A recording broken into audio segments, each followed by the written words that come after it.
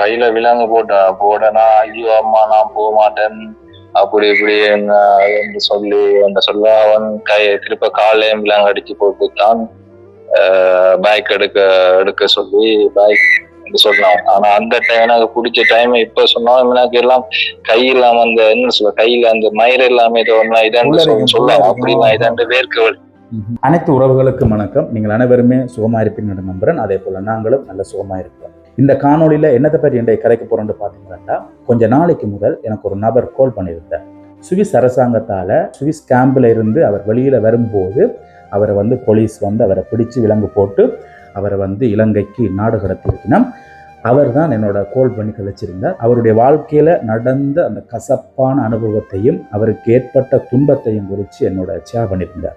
அது ஷேர் பண்ணது மட்டுமில்லை, ப்ரோ இதை நீங்கள் உங்களோட காணொலியாக போடுங்கோ, தனக்கு நடந்த மாதிரி யாருக்கு நடக்கக்கூடாதுன்னு சொல்லி அவர் ரொம்ப உருக்கமாக கதைச்சிருந்தார். அது மட்டுமில்லை, என்னட்ட சில உதவியும் கேட்டிருந்தார். பாதிக்கப்பட்ட நபர் நேரடியாக இதை கரைக்கும் போதுதான் உங்களுக்கு ஒரு தெளிவான ஒரு புரிதல் கிடைக்கும் என்று நம்புகிறேன்.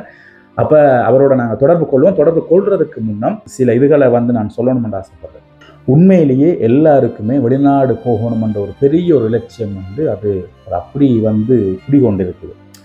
இதை யாராலையும் மாற்ற முடியாது. ஆனால் இப்படிப்பட்ட சம்பவங்களை பார்க்கும்போது கேட்கும்போது இல்லாட்டி பாதிக்கப்பட்ட ஆட்களை சொல்லும்போது ஒருவேளை அவர்களுக்கு ஒரு சின்ன ஒரு புரிதல், ஒரு சின்ன ஒரு தெளிவு, இப்படிப்பட்ட விஷயங்கள் அங்கே நடந்து கொண்டிருக்குது என்று அவர்களுக்கு ஒரு அடிப்படை புரிதல் தெரிய வேணும், இருக்க வேணும் என்ற ஒரு அடிப்படை நோக்கத்தில் தான் இப்படியான காணொலிகளை நான் பதிவு செய்கிறேன். மற்றபடி யாருமே அதை தவறுதலாக கொண்டு போகக்கூடாது. ஏன்னா இப்போ நீ மட்டும் என்னத்துக்கு போனி, இப்போ நீ போய் உங்க உழைச்சிட்டு வந்துட்டாதானே அப்படி இப்படின்னு சொல்லி கண்ட பாட்டுக்கு நீங்கள் நினைக்கக்கூடாது.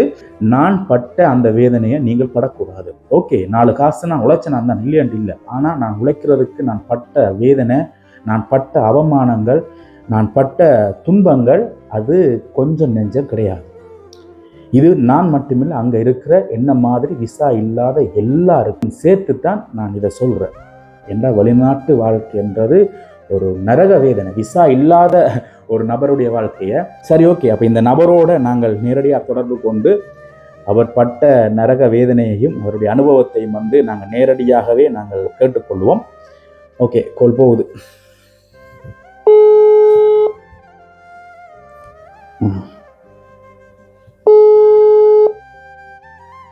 என்ன ஆளு காணல.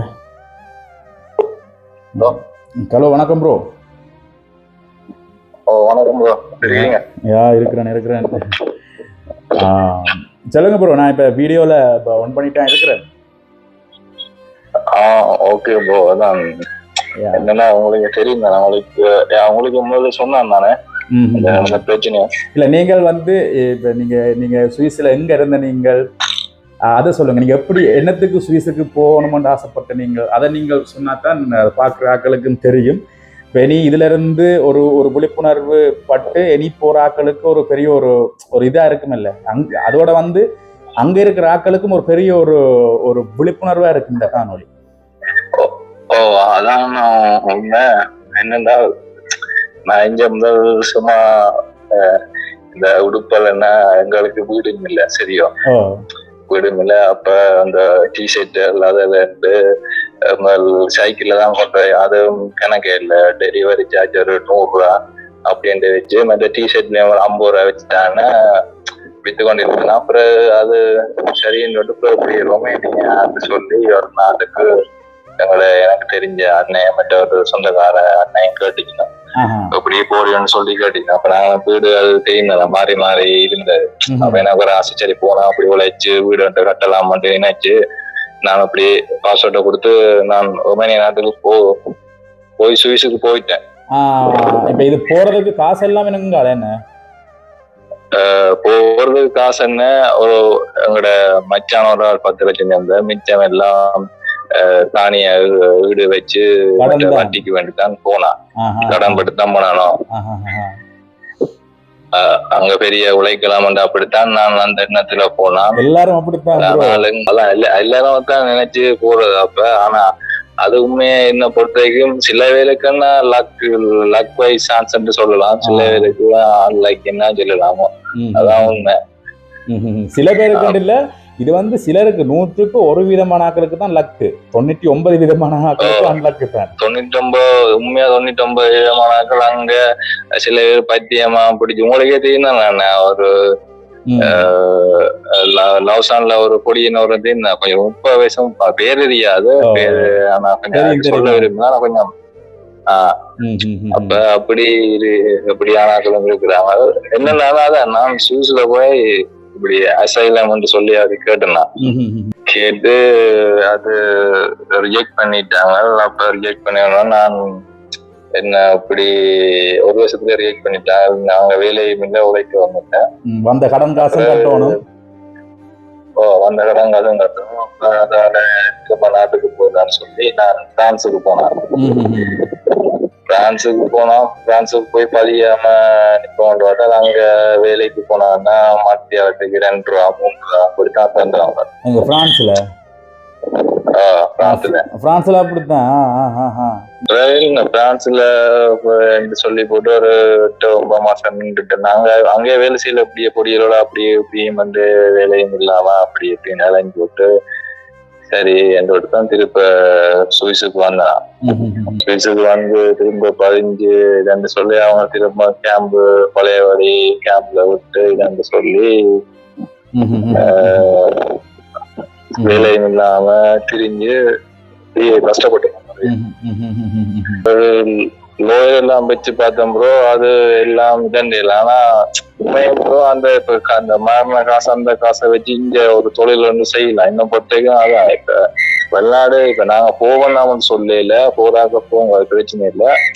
அதான் இப்ப நார்மலா அப்படி அந்த காசு முதல் அந்த ஒரு 7 லட்சமோ 9 லட்சம் இருந்தா இங்க ஒரு தொழில் வந்து செய்யலாம். நீங்க இப்ப ஃபீல் பண்றீங்க? இப்ப அதான் என்ன சொல்றேன் வாசிட்டேன்டா நானே சொல்லுவேன். எல்லாருமே இதான் ப்ரோ. அங்க வாராக்கள் முழு பேரும் நான் மீட் பண்ண ஆக்கள் எல்லாருமே இதை சொல்ற வார்த்தை இதுதான், அவசரப்பட்டுட்டோம். சரி ஓகே. இப்ப வந்து ப்ரோ இப்ப உங்களை வந்து என்ன நீங்கள் அந்த கேம்ப்ல இருந்து வெளியில வரைக்கும் உங்களை பிடிச்சவங்களே வந்து போலீஸ் எப்படி நடந்தது? கேம்ப்ல இருந்து வெளியில போயிட்டு வேலையை போயிட்டு வரும். அந்தண்டு எனக்கு 2-3 நாள் அந்தன் தான் எனக்கு மேலோ 5-6 நாள் வேலையை ஒரு ஆள் அடிச்சது. அது காரணம் அது எல்லாம் காலம் அடிச்சேன். அந்தன் தான்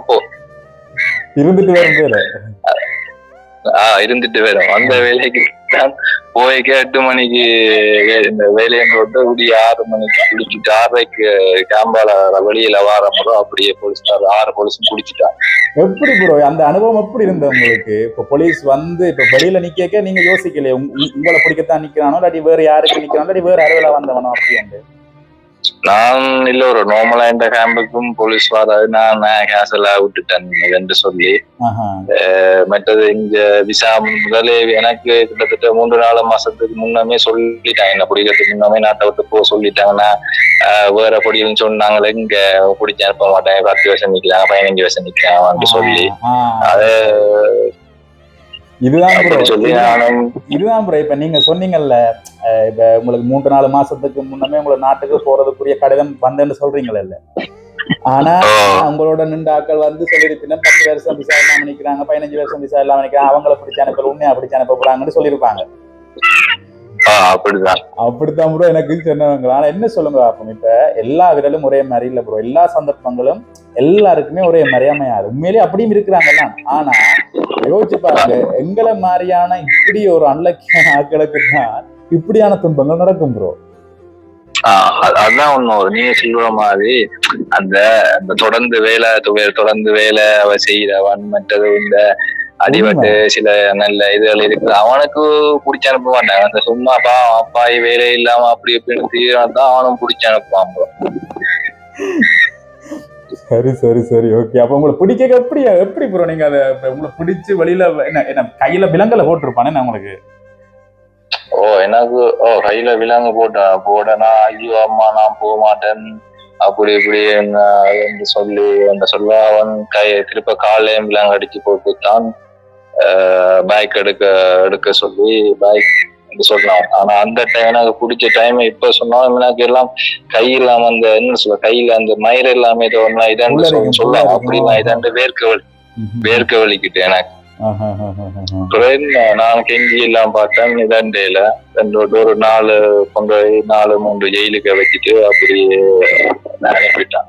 அப்ப நீங்க இல்ல அனுப்பினாலும் சொல்லுங்க. இல்ல அனுப்பினாலும் இல்ல இப்ப நீங்க நீங்கள் இப்ப எழுதி கொடுத்துட்டு வந்த மாதிரி அப்படி சொல்லி இருந்தாலும் ஒரு கொஞ்சம் காசா 10 லட்சம் 8 லட்சம் 1 லட்சம் காசாவது தந்திருப்பான். இது எனக்கு அப்படின்றபடியா அப்படி இல்ல $100-125 தான் தந்து அதை அனுப்பி விட்டோம். அந்த ஒரு பிரச்சனை என்ன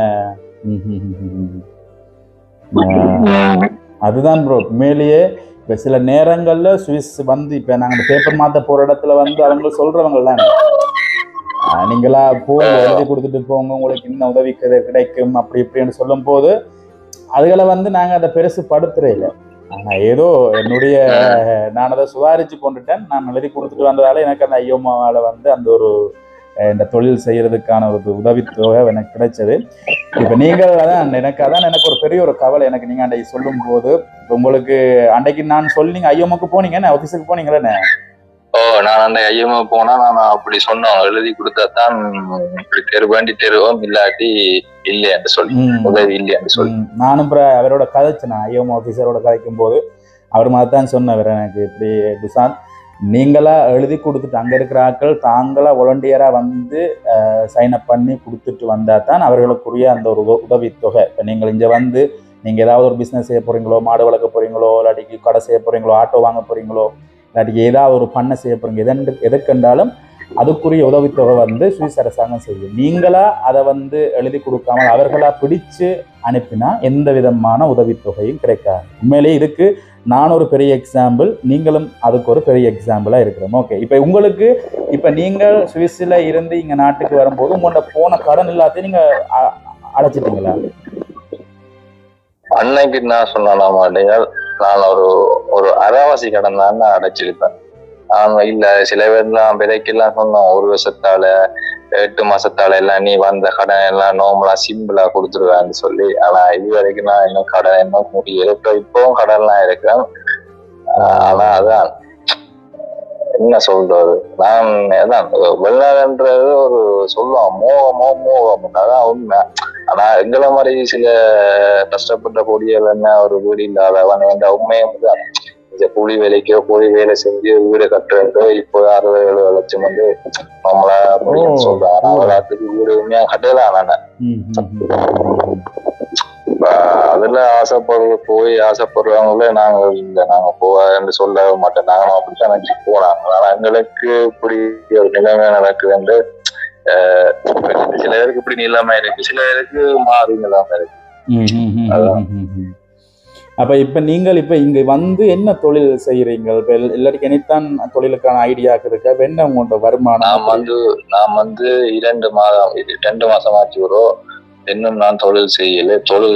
பழைய தொழில்லாம் செஞ்சு ஏதாவது அந்த டிஷர்ட் இல்லையோ இல்ல அப்படியே விற்று இல்லாட்டி அந்த போட்டோகிராஃபர் எனக்கு தெரியும், போட்டோகிராஃபர் சாமான் எடுத்து செய்வோமோ உண்டு பிளான்லாம் இருக்கு. ஆனா போதிய காசு இல்ல.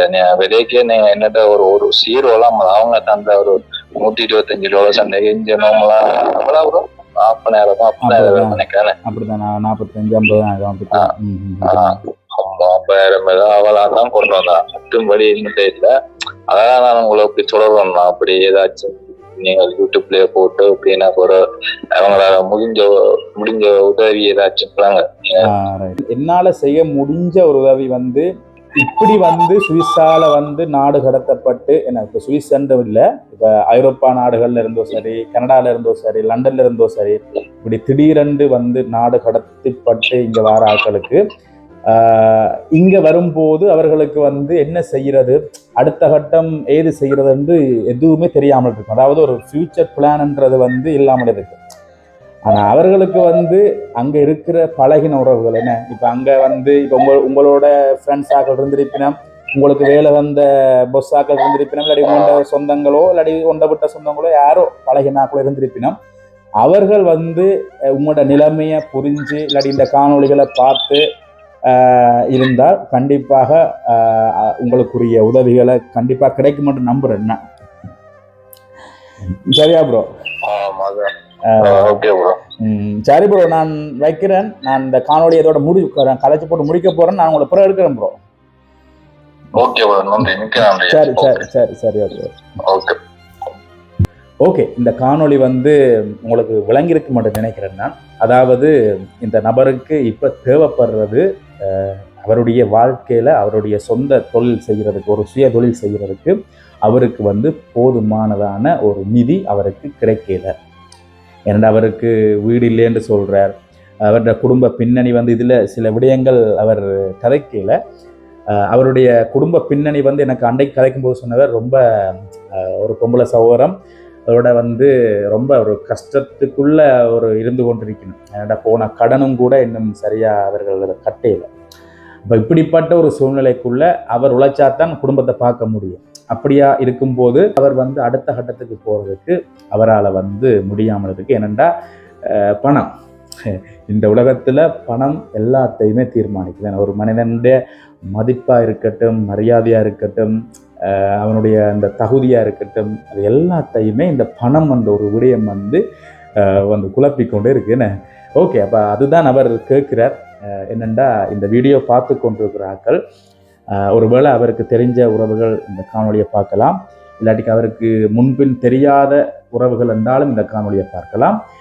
அவருடைய தொலைபேசி இலக்கத்தை இதில் நான் அட் பண்ணி விடுறேன். நீங்கள் நேரடியாக அவரோட தொடர்பு கொண்டு அவருடைய இடங்களை விசாரித்து உங்களுக்கு மேலதிகமான உங்களுக்கு ஏதாவது டவுட்டுகள், எனக்கும் இருந்தது ஆரம்பத்தில் அவர் எனக்கு இதை பற்றி கதைக்கும் போது எனக்கும் இதை குறிச்சதான ஒரு, அது எல்லாருக்குமே இருக்குமே ஒரு சந்தேகம் இருக்கும், இது உண்மையா பொய்யா, எங்கே இருந்தவர் அப்படி இப்படின்றதான எனக்குரிய அந்த தகவலை நான் எல்லாத்தையுமே கிளியர் பண்ணி போட்டு தான் நான் ஒரு காணொலியாக நான் எடுப்பேன்.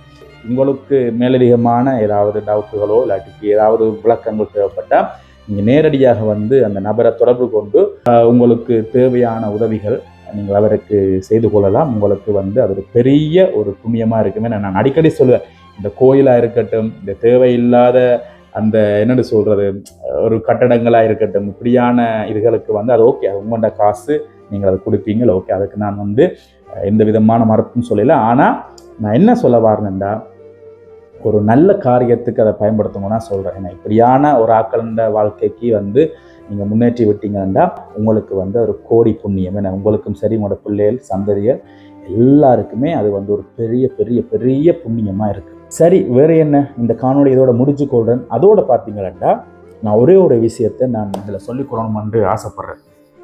என்னென்னு பார்த்தீங்கன்னா, இப்போ எனக்கும் அங்கே இருக்கும்போது நாட்டுக்கு என்ன பிடிச்சு அனுப்ப போகிறேன் அந்த சுவிஸ் அரசாங்கம் ஒரு கடிதம் கொண்டு வரும். இத்தனையாம் தேதி நீ நாட்டை விட்டு போகணும், நீ போக தவறினால் உன்னை வலுக்கட்டாயப்படுத்தி போலீஸ் உன்னை கைது செய்யும். நீ எங்கே நின்றாலும் எப்போ நின்றாலும் உன்னை கைது செய்யும். கைது செய்து உன்னை நாட்டுக்கு அனுப்பும். நீ நாட்டுக்கு போலீஸ் உன்னை கைது பண்ணி அனுப்பினால் உனக்கு எந்த விதமான உதவித்தொகையும் உனக்கு கிடையாது. அதாவது அதில் சொல்லப்படும், இப்போ நீங்களாக முன்வந்து போனால் உங்களுக்கு ஒரு உதவித்தொகை கிடைக்கும், உங்களுக்கு சலுகைகள் இருக்கும் என்று சொல்லி சுவிஸ் அரசாங்கம் சொல்லும். ஆனால் அவர்களாக பிடிச்சு அனுப்பினால் இந்த சலுகைகள் உதவிகள் எதுவுமே கிடைக்காது. இது தெளிவாக அது ஒரு கடிதம் கொண்டு அனுப்பும். ஆனால் எங்களுடைய ஆட்கள் அதை எப்படி பார்க்குறதுன்றா, அவனவன் தான் அந்த அந்த ப்ரோ அப்போ சொல்லிச்சு, அவனவன் 10 வருஷம் 15 வருஷம் 5 வருஷம் 8 வருஷமாக விசா இல்லாமல் இருக்கிறான், அவனை பிடிச்சி அனுப்பல, உண்மையை பிடிச்சி அனுப்ப போயிடும், இப்போ உண்மையை பிடிச்சி அனுப்ப போயிடும். இப்படியான கதைகளைத்தான் அங்கே இருக்கிற ஆட்கள் பெரும்பாலும் இது அங்கே அங்கே அங்கே உள்ள வட்டாரங்களில் கதைக்கிறது உண்டு. இது எனக்கும் அப்படி வந்தது. என்னை சுற்றி இருக்கிற ஆட்களும் எவ்வளோ காலமாக இருக்கிறாங்க, உண்மையை பிடிச்சி அனுப்புகிறாங்க, நீ பயப்படாமல் சும்மா இருப்பியாங்க. ஆனால் எனக்கு அந்த ஒரு சூழ்நிலையோடு இருக்க என்னால் முடியாது. ஏன்னா ஒரு டிப்ரெஷன், அது எப்படி பிடிப்பானான்னு தெரியாது. ட்ரெயினுக்கு பிடிப்பானா, வீட்டை படத்திருக்க பிடிப்பானா, இல்லாட்டி பஸ்ஸுக்கு பிடிப்பானா, ரோட்டில் போய்க்க பிடிப்பானா என்று தெரியாது. என்னடா என்னுடைய நண்பர்களை அப்படி பிடிச்சிருக்காங்க. ஒரு நண்பரை ரயில்வே ஸ்டேஷனில் வச்சு பிடிச்சவங்க, ட்ரெயினுக்கு நிற்கும் போது பிடிச்சவங்க. இன்னொரு நண்பரை ரோட்டால் நடந்து போய்க்க பிடிச்சவங்க. இன்னொரு நண்பரை விடிய வெள்ளன 4 மணிக்கு அதை படுத்திருக்கும் போது அவன் கதவை போய் தட்டி அவனை திறக்கையில கதவை உடைச்சி அவனை அவளுக்கு போய் அவனை பிடிச்சான். இப்படிக்கான இதுகள் நடந்திருக்கு. அப்போ நான் அதை பார்த்துட்டு அந்த பயத்தில் தான் ஓகே சரி. ஏனெண்டா அதோட பார்த்தீங்கன்னா எனக்கு அங்கே வேலை செய்யக்கூடிய மாதிரியான உடல்நிலையும் எனக்கு இல்லை. ஏனெண்டா எனக்கு கால் பிரச்சனை, கை பிரச்சனை, இருந்து வேலை செய்யக்கூடிய மாதிரி தான் எனக்கு வேணும். எங்கள் விசா இல்லாதால அங்கே தெரியும் தானே, விசா இல்லாடிக்கு எங்களை வந்து ஒரு அடிமாட்டு கணக்கில் தான் நாங்கள் வேலையே செய்வோம். அப்படி எனக்கு செய்ய முடியாது, இந்த உடல்நிலை ஒத்துக்கொள்ளாது. நான் அதை பார்த்துட்டு தான் நான் ஓகே எல்லாமே யோசிச்சு நான் எழுதி கொடுத்தேன். எனக்கு ஒரு தொகை உதவித்தொகை வேணும்னு சொல்லிட்டு நான் வந்தேன். இதே நான் எழுதி கொடுக்காமன்னு இருந்தால் இன்றைக்கு அந்த தம்பிக்கு நடந்த மாதிரி எனக்கு நடந்திருக்கலாம். நான் இங்கே வந்து உதவித்தொகை இல்லாமல் யோசிப்பாருங்க, இன்றைக்கு என்ன அவங்க பிடிச்சி அனுப்பியிருந்தா நான் இங்கே வந்து என்ன செஞ்சுருப்பேன். அது இப்போ யோசிக்கும்போது ஏதோ ஒரு விதத்தில் நான் நல்ல முடிவு எடுத்திருக்கிறேன்ற மாதிரியான ஒரு நிலைப்பாடு எனக்கு வரும். இப்போ இந்த தம்பின்ற வாழ்க்கையில் இப்போ அவர் ரொம்ப அன்றைக்கு வந்து கதைக்கும்போது ரொம்ப ஃபீல் பண்ணி என்னோட கதைச்சிருந்தார். ரொம்ப அதாவது எப்படி சொல்கிறது, அவர் அந்த அந்த ரெக்கார்டு என்னோட இல்லை. இப்போ கதைக்கும்போது நார்மலாக கதைக்குதால், ஆனால் முதல் தடவை என்னோட கதைக்கும்போது அவ்வளவு அவர் வந்து அந்த ஒரு டிப்ரெஷன் உச்சிக்கு கூட ஆள் போயிருக்கு. அந்த அன்றைக்கு விளக்கமாக சொல்லியிருந்தார். அதாவது சுவிஸ்லேருந்து கொழும்புக்கு இங்கே வந்த பிறகு தான் இங்கே வீட்டுக்கு வாரதுக்கு, அவருடைய வீடு இங்கே யாழ்ப்பாணத்தில், வீட்டுக்கு வாரதுக்கு கூட அவருக்கு பயங்கர ஒரு கூச்சமாக இருந்துச்சான். ஏனெண்டா நண்பர்களுக்கு தெரியாது, சொந்த பந்தத்துக்கு தெரியாது, ஒவ்வொருக்கும் தெரியாது. அப்போ திடீரென்று இங்கே நாட்டுக்கு வந்தால் தன்னை வந்து ஒரு நோண்டி மாதிரி நினைப்பினம், தன்னை வந்து இதாக நினைப்பினம், பழிப்பினம் பண்ணுறதுக்காக தான் கொழும்பிலேயே கொஞ்ச நாள் நின்று அங்கே ரூம் எடுத்து நின்று அந்த அவர்கள் கொடுத்த அந்த அவர்கள் கொடுத்த அந்த 120 அந்த டாலரை மாற்றி போட்டு கொஞ்சம் காசு தன்னடை இருந்தால் அதை மாற்றி போட்டு கொழும்புலே நின்று தனக்கு தவறுதலான எண்ணங்கள் கூட தனக்கு வந்து என்று சொல்லியிருந்தேன். ப்ரோ எனக்கு சாகலாம் போல கூட இருந்தது ப்ரோ, என்ன ப்ரோ அப்படி இப்படின்னு சொல்லி ஒரு இப்போ அந்த வீடியோவுக்காக அவர் வந்து அந்த அந்த செய்தி வாசிப்பாளர் மாதிரி தான் அவர் கதைச்சிருந்தார். ஆனால் அவர் அன்றைக்கு ஃப்ரீயாக கதைச்சிருந்தார். உண்மையிலேயே அவருடைய அந்த நிலைமை வந்து வேறு யாருக்கும் வரக்கூடாது. ஏனென்றா அவருக்கு கணக்காக பொறுப்புகள் இருக்குது. ஏன்னா அவருக்கு வந்து ஒரு தங்கச்சி இருக்குது என்று சொல்ல கணக்காக பொறுப்புகள் இருக்குது. அப்போ அவர் வந்து எப்படித்தான் தன் எதிர்காலத்தையும் தன் குடும்பத்தையும் எப்படி கொண்டு போகிறேன் என்றதான ஒரு பெரிய ஒரு கேள்வி அவருக்குள் ஓடிக்கொண்டே இருக்குது. அப்போ அவர் என்னட்ட கேட்டுக்கொண்டே தான், ப்ரோ இந்த காணொலியை போடுங்கோ, யாராவது பார்த்து தனக்கு உதவி செய்யணும்னு ஆசைப்பட்டால் தனக்கு செய்யட்டும் ப்ரோ, இல்லாட்டிக்கும் பிரச்சனை இல்லை ப்ரோ, ஏதோ தான் போயிடுவேன் ப்ரோ, வாழ்க்கையில் போயிடுவேன்னு சொல்லி ஒரு இதாக கதைச்சார். இந்த காணொலியை பார்த்து கொண்டிருக்கிற நீங்கள் உங்களால் முடிஞ்சால் அதாவது எல்லாருமே வெளிநாட்டில் இருக்கிற எல்லாருமே கோடீஸ்வரரோ பணக்காரரோ இல்லாட்டிக்கு அவர்கள் வீடு முழுக்க காசு இருக்குன்ற மாதிரி கிடையாது, எனக்கு தெரியும். ஆனால் என்ன, அங்கே இருக்கிற ஒரு காசு ஒரு 10 ரூபா இங்கே ஒரு பொறுமதியாக இருக்கும், அவ்வளோதான் வித்தியாசம். மற்றபடி அங்கத்திய வாழ்க்கை ஒரு வேர்வை தான் என்ன. ஓகே, மற்றபடி அங்கேயும் வேலை செஞ்சு தான் எல்லாருமே உழைக்கிறது, கஷ்டப்பட்டு தான் அங்கேயும் உழைக்கிறது. அதுதான். அப்போ உங்களால் முடிஞ்சால் அந்த நபருக்கு நீங்கள் உதவிகளை செய்யலாம். அவரோட நேரடியாக கதைச்சு எல்லாம் உறுதிப்படுத்தின பிறகு உங்களுடைய உதவிகளை நீங்கள் தாராளமாக செய்து கொள்ளலாம். வேறு என்ன, இன்னொரு காணொலியில் உங்கள் அனைவரையும் சந்திக்கும் வரை உங்களிடமிருந்து விடைபெறுகின்றேன். நன்றி, வணக்கம்.